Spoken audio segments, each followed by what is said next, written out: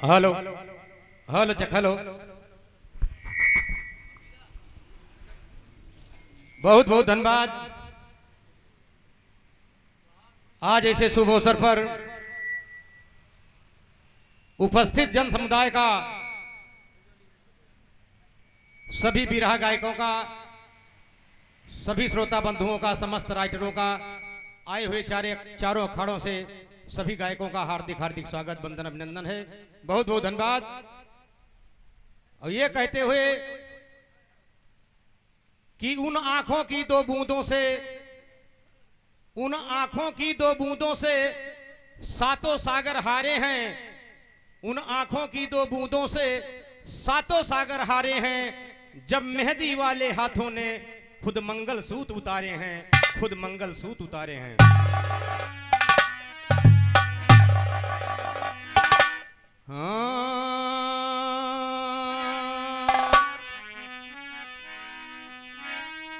सरस्वती को याद करके गाऊं, मना करके गाऊं, मेरे गुरु का चमक रहा ताज, हे भैया मेरे गुरु का चमक रहा ताज।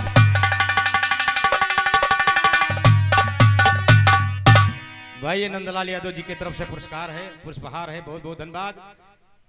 और कहना है, हाँ ये कमेटी की तरफ से पुष्पहार और पुरस्कार और गमछा, अंग वस्त्र अभी आपके बीच में ब्रजेश यादव, जो स्वर्गीय भवानी यादव के सपुत्र हैं।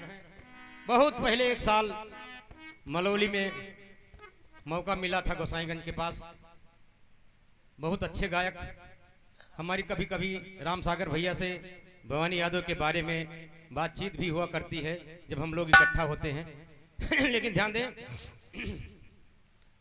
राष्ट्रपिता गांधी जी का, हाँ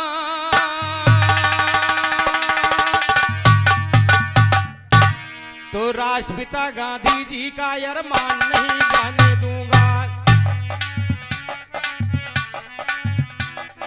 राष्ट्रपिता गांधी जी का अरमान नहीं जाने दूंगा, सत्य हिंसा के बल पर ये जान नहीं जाने दूंगा, सत्य हिंसा के बल पर ये जान नहीं जाने दूंगा, अंग्रेजों को भगा दिया ये शान नहीं जाने दूंगा, तिरंगा झंडा है भारत का, तिरंगा झंडा, तिरंगा झंडा है भारत का, तिरंगा झंडा, तिरंगा झंडा है भारत का, शान नहीं जाने दूंगा।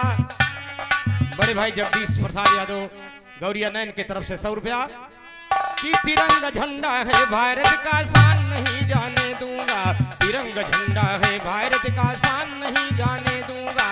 हम हैं हिंदुस्तानी, हिंदुस्तान नहीं जाने, भाई हम हैं हिंदुस्तानी, हिंदुस्तान नहीं जाने दूंगा, भीमराव का लिखा हुआ विधान नहीं जाने दूंगा, मातृभूमि श्री राम जन्म स्थान नहीं जाने दूंगा, मातृभूमि श्री राम जन्म स्थान नहीं जाने दूंगा, कश्मीर भारत से पाकिस्तान नहीं,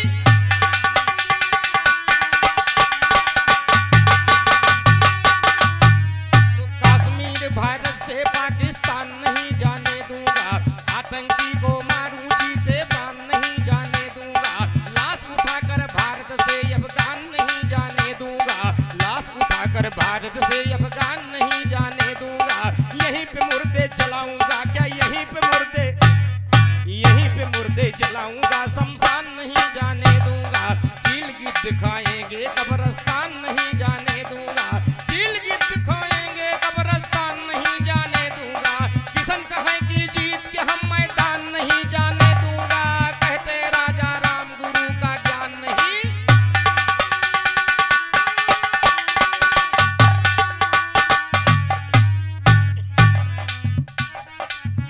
हाँ, हाँ, हाँ, हाँ।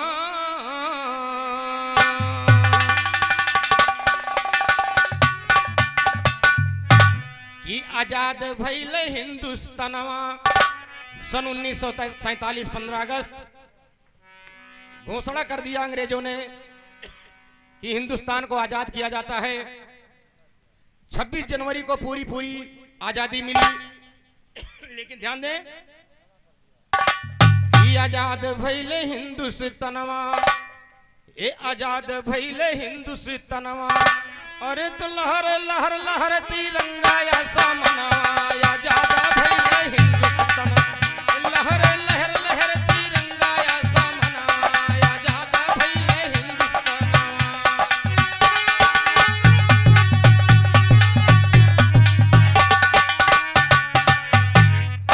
ए आजाद भइले हिंदुस्तानवा हो, आजाद भइले हिंदुस्तान, लहर लहर लहर तिरंगा या सामनवा, आजाद भइले हिंदुस्तान, लहर लहर लहर तिरंगा या सामनवा, आजाद भइले हिंदुस्तानवा।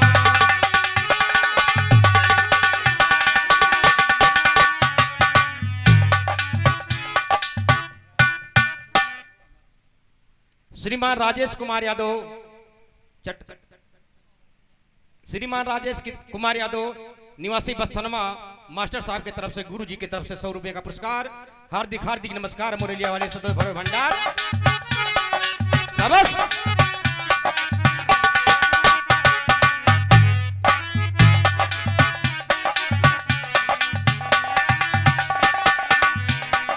यही भजन में किशन का भैया, यही भजन में राम। और ये देखिए बड़ा ही महान पुरस्कार राहुल यादव खोवा वाले, यहां से आजमगढ़ मऊ तक खोवा बेचते हैं। एक कुंटल की बात न करो, 2-3 कुंटल लेके जाते हैं। और सर्दी के सीजनों में जब भयंकर कोहरा पड़ता है तब भी हमारे ही मकान के सामने से निकलते हैं। हम हाथ जोड़ते हैं, भैया को बहुत देर हो जाए तो रुक जावा करो यार, बड़ा कोहरा पड़ता है। और संजोग है कि अगर ये जान ले कि यहाँ लंबरदार का और राजा राम का बिरहा है तो चाहे बिहान खोवक रेट गिर जाए, ये सुने जरूर रही है। राहुल भैया की तरफ से 50 रुपए का पुरस्कार।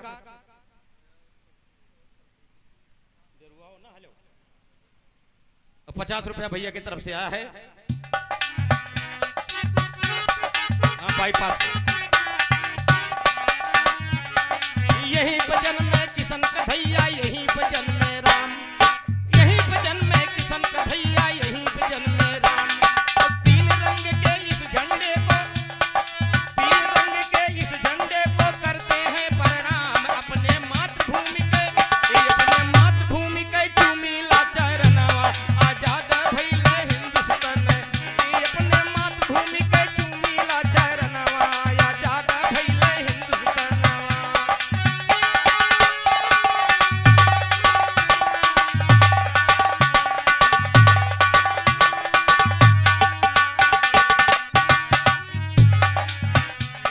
आजाद भइले हिंदुस्तानवा हो, आजाद भइले हिंदुस्तान, लहर लहर लहर तिरंगा या सामनवा, आजाद भइले हिंदुस्तानवा।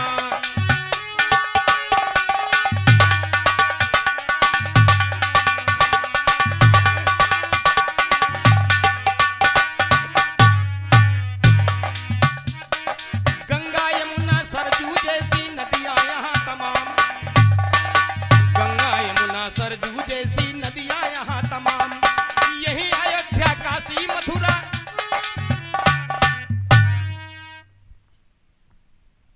बड़ा महान पुरस्कार श्रीमान कैलाश नाथ यादव जी की तरफ से, सशक्त राइटर की तरफ से 50 रुपए का पुरस्कार, एक पुष्पहार आशीर्वाद स्वरूप मिला है। बहुत बहुत धन्यवाद। गंगा यमुना सरजू जैसी नदियां यहाँ तमाम, यही अयोध्या काशी मथुरा, यही चारों धाम। कितना शहीद हुई जे भारत के लालनवा, आजाद भइले हिंदुस्तान, कितना शहीद हुई जे भारत के लालनवा, आजाद भइले हिंदुस्तानवा। लहर लहर लहर तिरंगा या सामनवा, आजाद भइले हिंदुस्तान।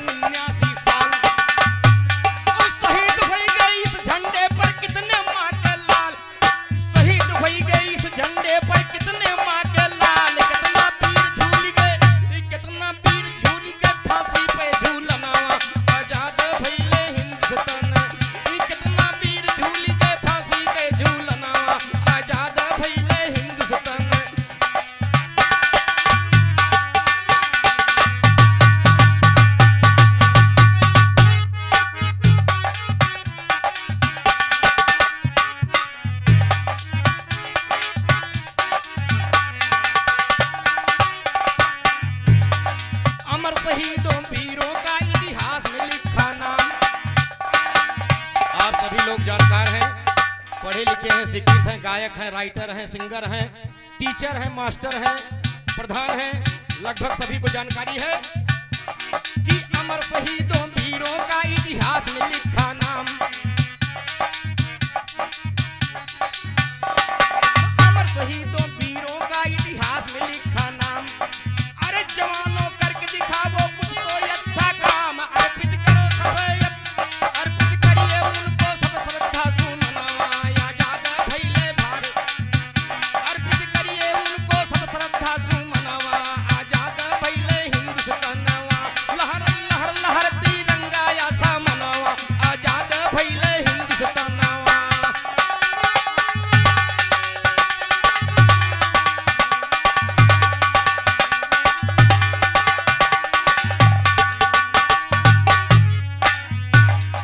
B.R. अम्बेडकर आए B.R. अम्बेडकर आए करता हूँ गुणगान, B.R. अम्बेडकर आए करता हूँ गुणगान। 14 भाषा के ज्ञाता थे, 14 भाषा के ज्ञाता थे, पढ़े लिखे गुणवान उसने, जिसने लिख डाला है प्यारा संविधानवा, जिसने लिख डाला है प्यारा संविधानवा, आजाद भइले हिंदुस्तान, जिसने लिख डाला है प्यारा संविधानवा, आजाद भइले हिंदुस्तान।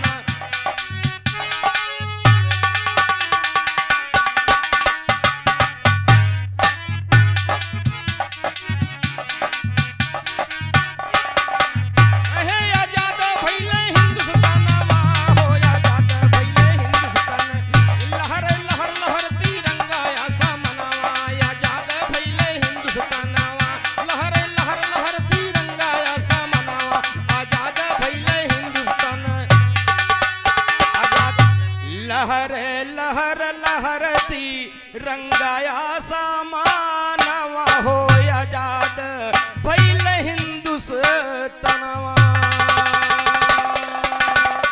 मेरे गुरु का चमक रहा ताज, जागो भवानी में ही लाल की, में ही लाल की हो मेरी, रखना सभा के बीच लाज। प्रेम से बोलो भारत माता की, भारत माता की, सरस्वती मैया की, सरस्वती मैया की, मुरलीधर कन्हैया की, सरजू मैया की, अयोध्या धाम की। चोखा, हम सबका पसंदीदा चैनल चोखा।